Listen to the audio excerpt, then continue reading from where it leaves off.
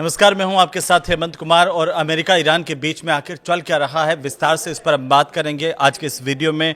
तो इस वीडियो को अंत तक ज़रूर देखिए, क्योंकि अभी अभी जो अपडेट आ रही है वो ये आ रही है कि ट्रंप की धमकी से नाराज़ ईरान का बयान आया है और ईरान ने अमेरिका से जो बातचीत हो रही थी उसको रोक दिया है। अब आगे क्या होगा, कईयों के मन में सवाल है, लेकिन अभी क्या हो रहा है इस पर पहले बात कर लेते हैं। ईरान ने क्या कहा है? ईरान ने कहा कि दबाव में हम बात नहीं करेंगे।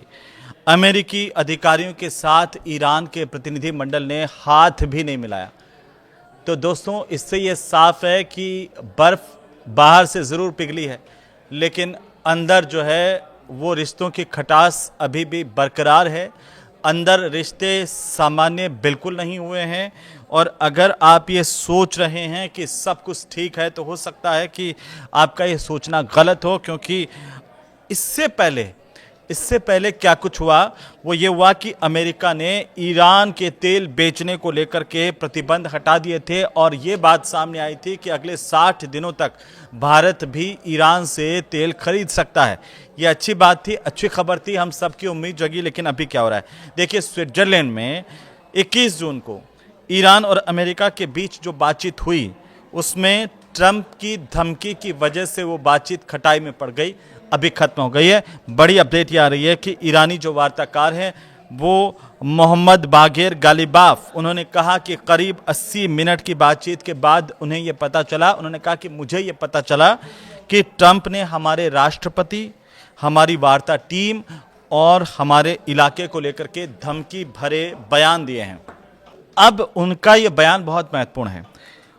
गालिबाफ ने और क्या कहा कि इसके बाद ईरानी जो डेलीगेशन की ने बैठक को ख़त्म कर दिया और वहाँ से ईरानी डेलीगेशन जो है वो चला गया।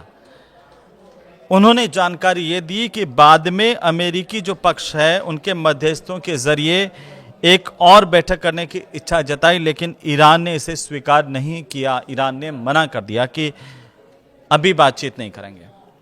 तो ईरान की टीम ने अमेरिका के जो उपराष्ट्रपति है जेडी वेंस के साथ हाथ मिलाने और संयुक्त फोटो सत्र में भाग लेने, शामिल होने से भी इनकार कर दिया। इससे आप समझ सकते हैं कि तल्खी बरकरार है किस तरीके से।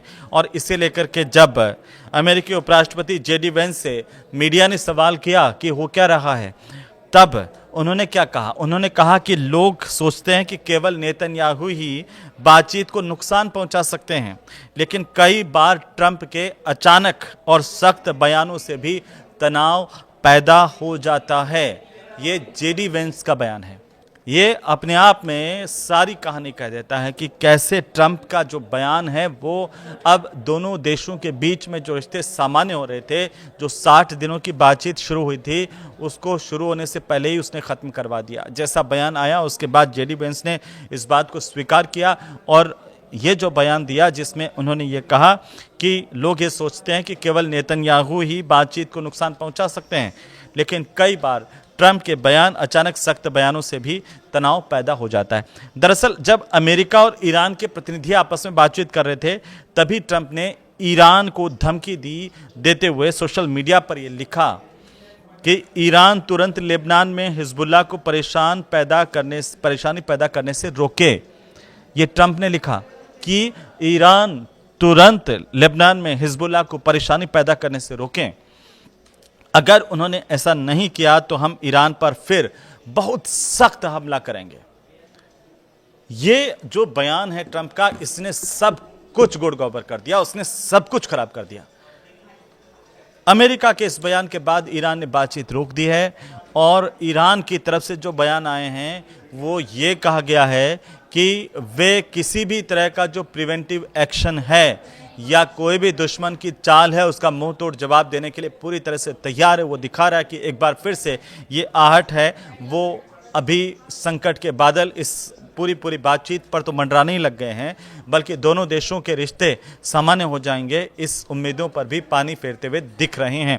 बहरहाल 24 घंटे के जो 5 बड़े अपडेट क्या आए हैं वो मैं आपको बता दूं, क्योंकि हम जब ये वीडियो 23 जून को बना रहे हैं उस वक्त जो बड़ी अपडेट आ रही है वो ये है कि पिछले 24 घंटे में पाकिस्तान की तरफ से भी एक बयान आया। और पाकिस्तान, जैसे मैं बार बार कहता हूं अपने वीडियो में कि पाकिस्तान की स्थिति क्या है, बेगानी शादी में अब्दुल्ला दीवाना, वो बार बार अपने आप को ही क्रेडिट देता रहता है। दुनिया में उसे कोई क्रेडिट दे या ना दे, वो बार बार अपने आप ही कई चीज़ें दुनिया के सामने अपने आप की यूँ कहें कि खुद के नाम को बड़ा करने की कोशिश में या खुद के मुंह में या मिट्ठू बनने की कोशिश करता रहता है। अब की बार पाकिस्तान ने क्या कहा?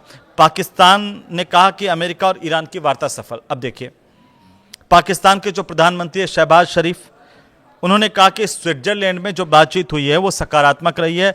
दोनों पक्ष 60 दिन के भीतर अहम अंतिम समझौते की दिशा में आगे बढ़ने, हाई लेवल कमेटी को बनाने और तकनीकी स्तर की वार्ता जारी रखने पर सहमत हुए हैं। ये पाकिस्तान का बयान। और ठीक इसके बाद ये पूरा का पूरा घटनाक्रम हुआ है जब ईरान ने बातचीत करने से अभी फिलहाल मना कर दिया है।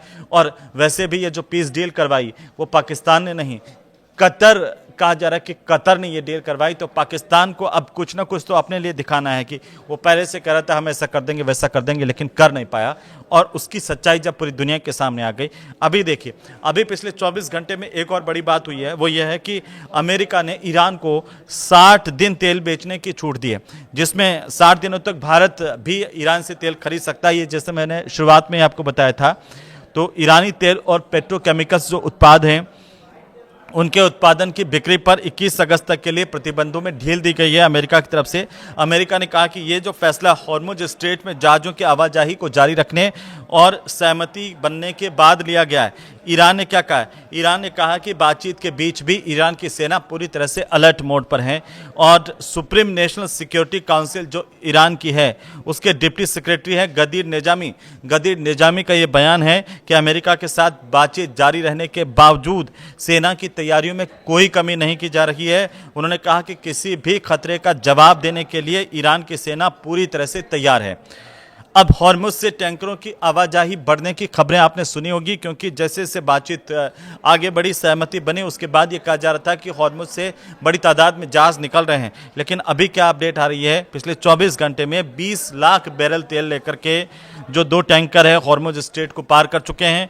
ये टैंकर किस देश के, इसकी पुष्टि नहीं हुई है, लेकिन फिलहाल जो जानकारी है कि जहाज़ों की संख्या अभी भी युद्ध के पहले के स्तर से काफ़ी कम है। मैं आपको बता दूं, पहले युद्ध से पहले जितने जहाज गुजरते थे उतने जहाज अभी हॉर्मुज से नहीं गुजर रहे हैं। लेकिन स्विट्जरलैंड की बातचीत के बाद गालिबाफ और अराकची ओमान के लिए रवाना हुए हैं।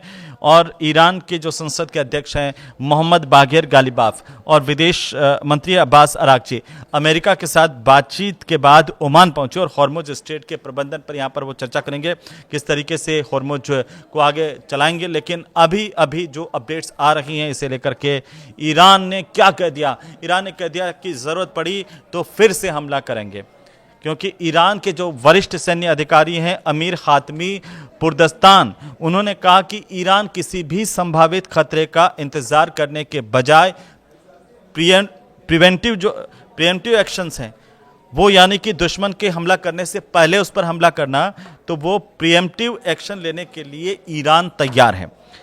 पुरदस्तान ने इस बात को लेकर चेतावनी भी दी है, कहा कि किसी भी विरोधी देश ने अगर कोई गलती की, अगर किसी तरह का दुस्साहस किया, तो ईरान का जवाब केवल हॉर्मुज तक सीमित नहीं रहेगा।